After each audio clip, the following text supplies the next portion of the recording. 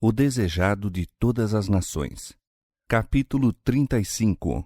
Cala-te, aquieta-te. Este capítulo se baseia em Mateus capítulo 8, versos 23 a 24, Marcos capítulo 4, versos 35 a 41, capítulo 5, versos 1 a 20 e Lucas capítulo 8, versos 22 a 39. Fora um dia farto de acontecimentos na vida de Jesus. Junto ao mar da Galileia, propusera suas primeiras parábolas por meio de ilustrações familiares, expondo novamente ao povo a natureza de seu reino e a maneira por que devia ser estabelecido. Comparara ele sua obra à do semeador, o desenvolvimento de seu reino à semente da mostarda e ao efeito do fermento na medida de farinha.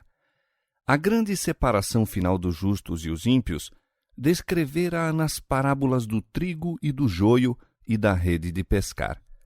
A inexcedível preciosidade das verdades que ensinava tinha sido ilustrada pelo tesouro escondido e a pérola de grande preço, ao passo que, na parábola do pai de família, ensinara aos discípulos a maneira de trabalhar como representantes seus.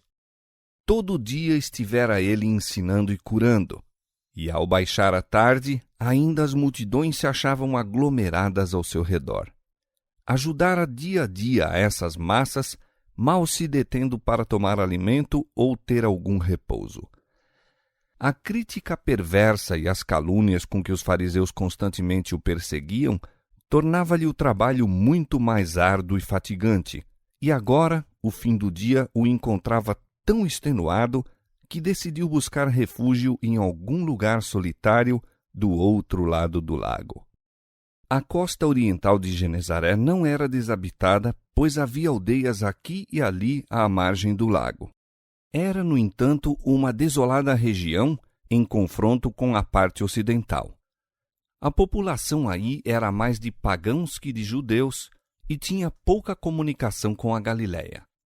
Oferecia assim o retiro que ele buscava e, convidando os discípulos, para lá se dirigiu. Tendo despedido a multidão, tomaram-no eles no barco, mesmo assim como estava, e afastaram-se rapidamente. Não haviam, porém, de partir sós. Havia outros barquinhos de pesca ali por perto, na praia, os quais se encheram em breve de gente que seguiu a Jesus, ansiosa de vê-lo e ouvi-lo ainda.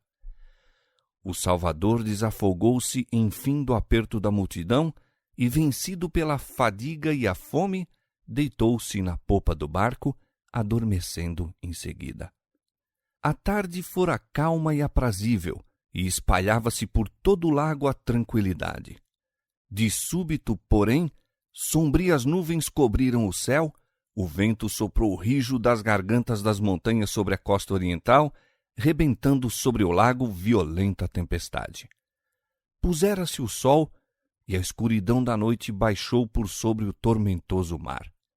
As ondas, furiosamente açoitadas pelos ululantes ventos, sacudiam com violência o barco dos discípulos, ameaçando submergi-lo. Aqueles intrépidos pescadores haviam passado a vida no lago e guiado a salvo a embarcação em meio de muita tormenta. Agora, porém, sua resistência e habilidade nada valiam. Achavam-se impotentes nas garras da tempestade e sentiram desampará-los a esperança ao ver o barco a inundar-se. Absorvidos nos esforços de se salvar, haviam esquecido a presença de Jesus ali no barco. Enfim, vendo baldados os seus esforços e nada menos que a morte diante de si, lembraram por ordem de quem haviam empreendido a travessia do lago. Jesus era a sua única esperança. Em seu desamparo e desespero, exclamaram: Mestre! Mestre! Mas a densa treva o ocultava os olhos deles. Suas vozes eram abafadas pelo rugido da tempestade e nenhuma resposta se ouviu. A dúvida e o temor os assaltaram. Havê-los-ia Jesus abandonado?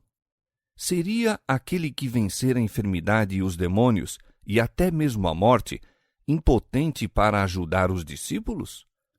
Havê-los-ia acaso esquecido em sua aflição?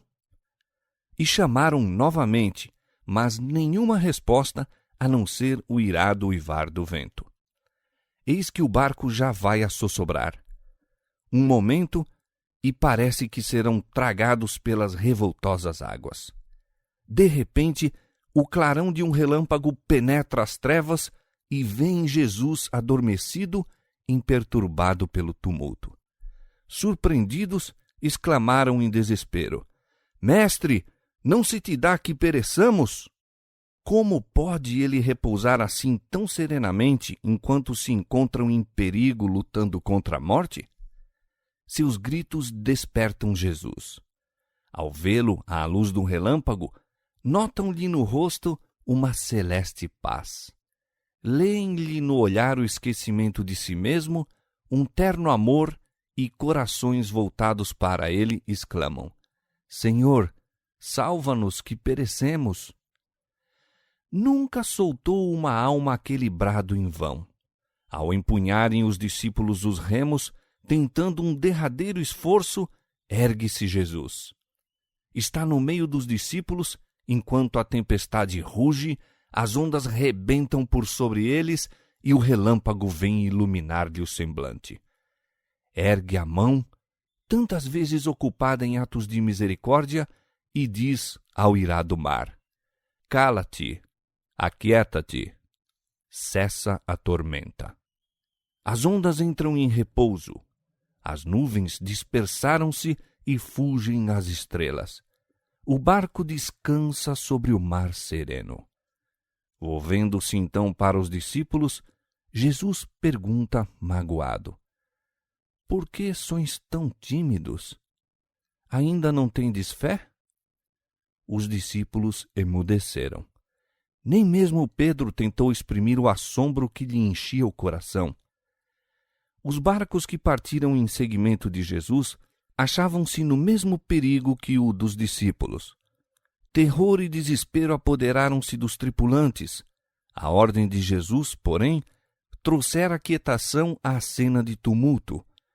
A fúria da tempestade levara os barcos à mais próxima vizinhança e todos os que havia a bordo testemunharam o milagre. Na paz que se seguiu, foi esquecido o temor. O povo segredava entre si: Que homem é este que até os ventos e o mar lhe obedecem? Quando Jesus foi despertado para enfrentar a tempestade, estava em perfeita paz. Nenhum indício de temor na fisionomia ou olhar, pois receio algum havia em seu coração. Contudo, não era na posse da força onipotente que ele descansava. Não era como o Senhor da terra, do mar e do céu, que repousava em sossego. Esse poder depusera-o ele e diz: Eu não posso de mim mesmo fazer coisa alguma.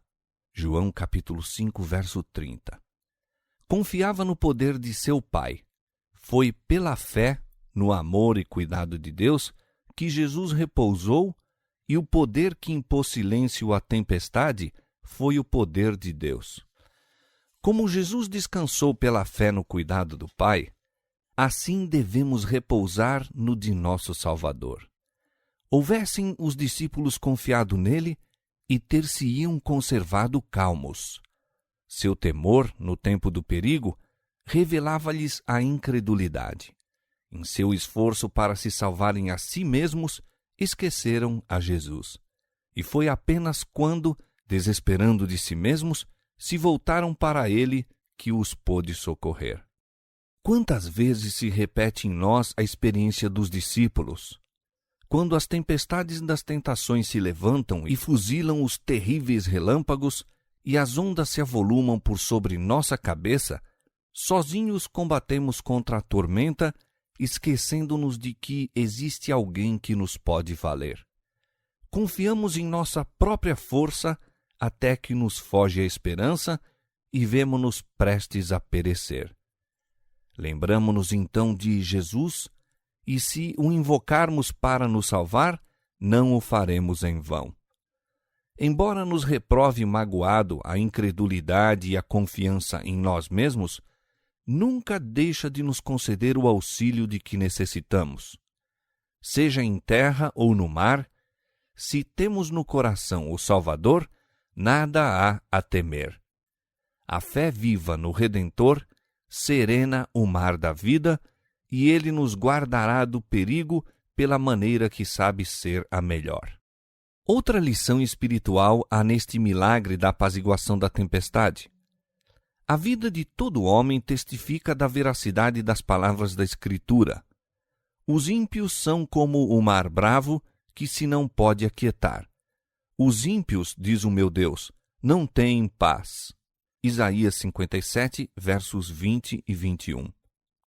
O pecado destruiu-nos a paz, e enquanto o eu não é subjugado, não podemos encontrar repouso. As paixões dominantes do coração, poder algum humano pode sujeitar. Somos aí tão impotentes quanto os discípulos para acalmar a esbravejante tempestade. Mas aquele que mandou aquietarem-se as ondas da Galileia, proferiu para cada alma a palavra de paz. Por mais furiosa que seja a tormenta, os que para Jesus se volverem com o grito, Senhor, salva-nos, encontrarão livramento. Sua graça, que reconcilia a alma com Deus, apazigua a luta da paixão humana e em seu amor encontra paz o coração. Faz cessar a tormenta e acalmam-se as ondas.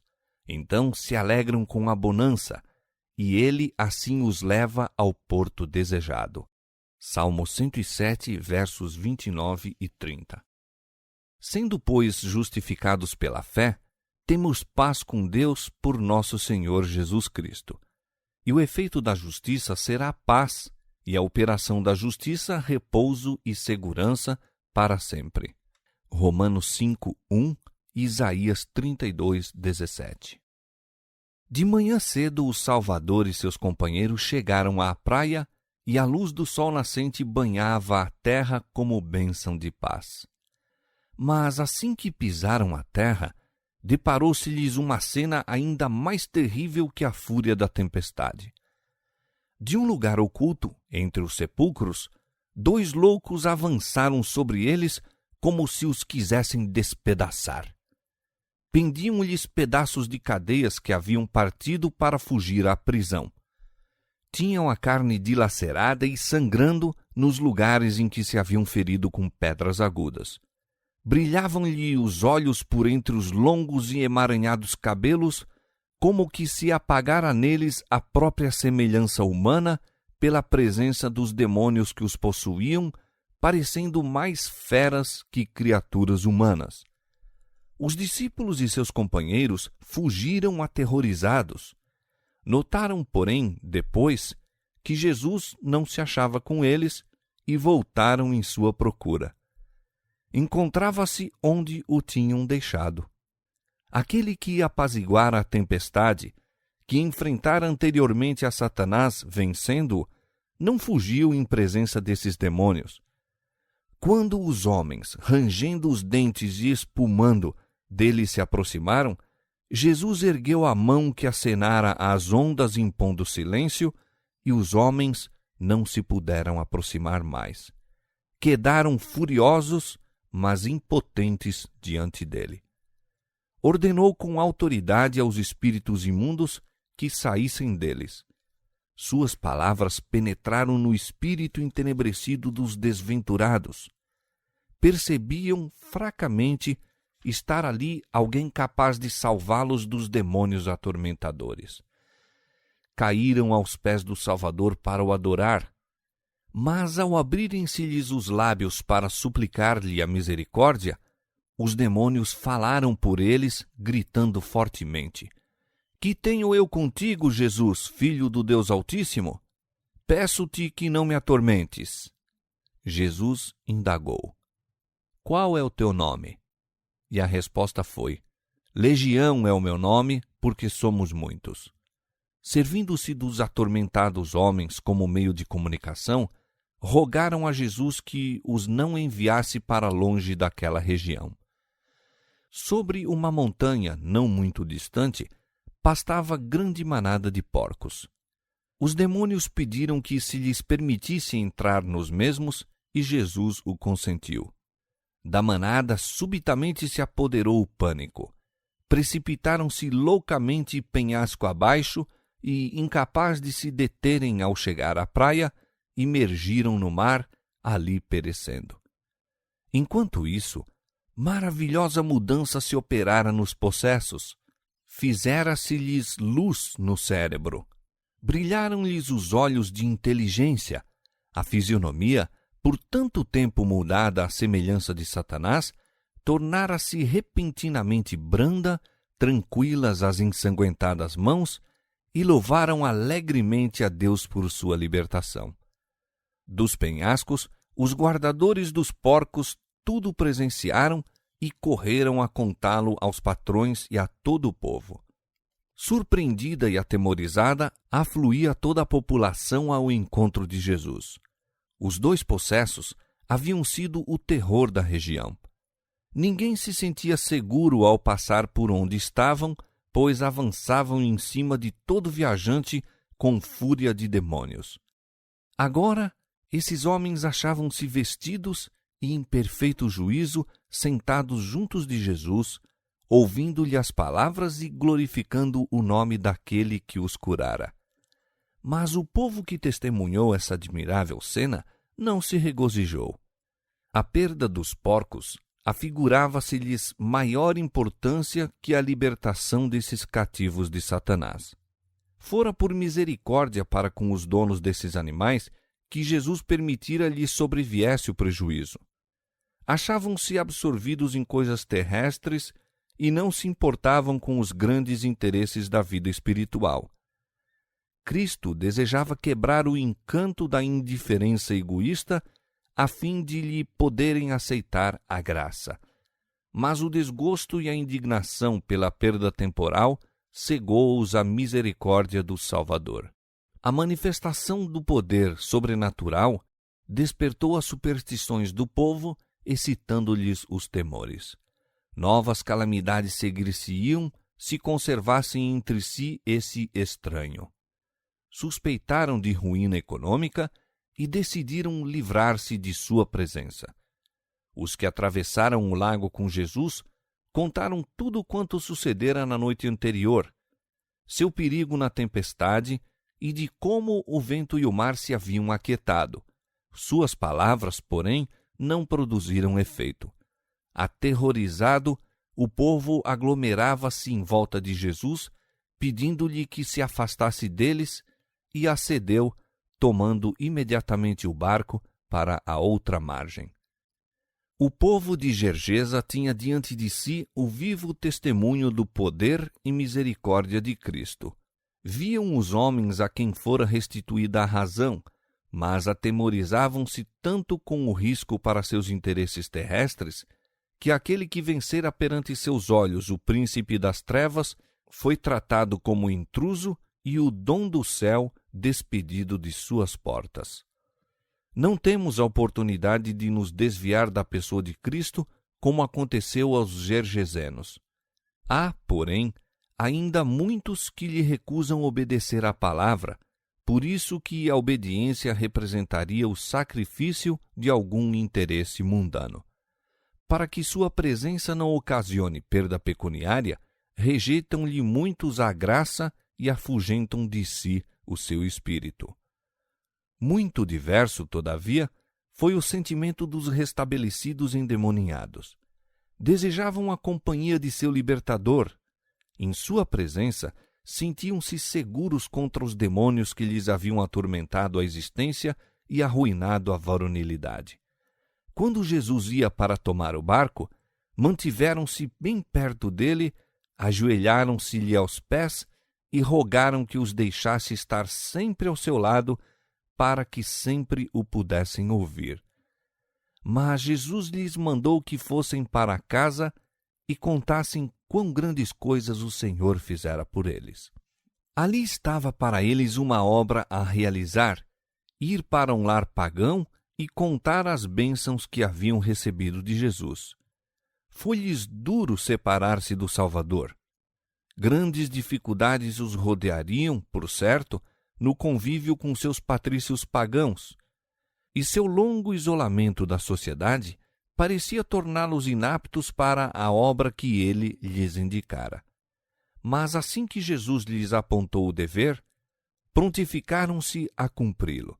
Não somente à sua casa e aos vizinhos falaram acerca de Jesus, mas foram através de Decápolis, declarando por toda a parte seu poder de salvar e descrevendo como os libertara dos demônios. Assim fazendo, era maior a bênção que recebiam do que se, para seu próprio benefício, apenas houvessem permanecido em sua presença. É em trabalhar para difundir as boas novas de salvação que somos levados para perto do Salvador. Os 2 possessos curados foram os primeiros missionários enviados por Cristo a pregar o Evangelho na região de Decápolis. Só por poucos momentos tinham esses homens tido o privilégio de escutar os ensinos de Cristo. Nenhum dos sermões de seus lábios lhes caíra jamais ao ouvido. Não podiam ensinar o povo como os discípulos, os quais se achavam diariamente com Cristo. Apresentavam, porém, em si mesmos o testemunho de que Jesus era o Messias. Podiam dizer o que sabiam, o que eles próprios tinham visto e ouvido e experimentado do poder de Cristo. É o que a todo aquele cujo coração foi tocado pela graça de Deus é dado fazer. João, o discípulo amado, escreveu: O que era desde o princípio, o que ouvimos, o que vimos com os nossos olhos, o que temos contemplado e as nossas mãos tocaram da palavra da vida, o que vimos e ouvimos, isso vos anunciamos. 1 João capítulo 1, versos 1 a 3. Como testemunhas de Cristo, cumpre-nos dizer o que sabemos, o que nós mesmos temos visto e ouvido e sentido. Se estivemos a seguir a Jesus passo a passo, havemos de ter qualquer coisa bem positiva a contar acerca da maneira por que nos tem conduzido. Podemos dizer como lhe temos provado as promessas e as achado fiéis. Podemos dar testemunho do que temos conhecido da graça de Cristo. É esse o testemunho que nosso Senhor pede de nós e por falta do qual está o mundo a perecer. Embora o povo de Gergesa não houvesse recebido a Jesus, ele não os abandonou às trevas que tinham preferido. Quando lhes pediram que se afastasse deles, não lhe tinham ouvido a palavra. Ignoravam o que estavam rejeitando. Portanto, ele lhes tornou a enviar a luz e por intermédio daqueles a quem não recusariam ouvir. Ocasionando a destruição dos porcos, era desígnio de Satanás desviar o povo do Salvador e impedir a pregação do Evangelho naquela região. Esse próprio acontecimento, no entanto, despertou todo o país como nenhuma outra coisa o poderia ter feito, atraindo a atenção para Cristo. Embora o próprio Salvador partisse, permaneceram os homens curados como testemunhas de seu poder. Os que haviam sido instrumentos do príncipe das trevas tornaram-se condutos de luz, mensageiros do Filho de Deus. Os homens maravilhavam-se ao ouvir as assombrosas novas. Abriu-se naquela região uma porta ao Evangelho. Quando Jesus voltou a Decápolis, o povo aglomerou-se ao seu redor e durante 3 dias, não somente os habitantes de uma cidade, mas milhares de toda a região circunvizinha escutaram a mensagem da salvação. O próprio poder dos demônios está sob o domínio de nosso Salvador e a operação do mal é sujeitada para o bem. O encontro com os endemoniados de Gergesa foi uma lição para os discípulos. Mostrou as profundezas de degradação a que Satanás está procurando arrastar toda a raça humana e a missão de Cristo de libertar os homens de seu poder. Aqueles míseros seres, habitando entre os sepulcros, possuídos de demônios, escravizados a desenfreadas paixões e repugnantes concupiscências representam o que se tornaria a humanidade se fosse abandonada à jurisdição de Satanás. A influência de Satanás é constantemente exercida sobre os homens para perturbar os sentidos, dominar a mente para o mal, incitar à violência e ao crime. Enfraquece o corpo, obscurece o intelecto e corrompe a alma. Sempre que os homens rejeitam o convite do Salvador, estão se entregando a Satanás. Em todos os estados da vida, no lar, nos negócios e mesmo na igreja, há multidões fazendo assim hoje em dia. É por isso que a violência e o crime se têm alastrado na terra e a treva moral, como um sudário, envolve a habitação dos homens. Por meio de suas especiosas tentações, o maligno conduz os homens a males cada vez piores, até que o resultado seja a depravação e a ruína. A única salvaguarda contra seu poder encontra-se na presença de Jesus. Em face dos homens e dos anjos, foi Satanás revelado como inimigo e destruidor da humanidade. Cristo como seu amigo e libertador. Seu espírito desenvolverá no homem tudo quanto enobreça o caráter e dignifique a natureza. Ele edificará o homem para a glória de Deus, tanto no corpo como na alma e no espírito. Pois Deus não vos deu o espírito de timidez, mas de força, de amor e de prudência. 2 Timóteo capítulo 1, verso 7. Ele nos chamou para alcançarmos a glória, o caráter de nosso Senhor Jesus Cristo. Chamou-nos para ser conformes à imagem de seu Filho. 2 Tessalonicenses 2, 14 e Romanos 8, 29. E almas que têm sido degradadas a instrumentos de Satanás são ainda, mediante o poder de Cristo, transformadas em mensageiras da justiça e enviadas pelo Filho de Deus a contar quão grandes coisas o Senhor te fez e como teve misericórdia de ti.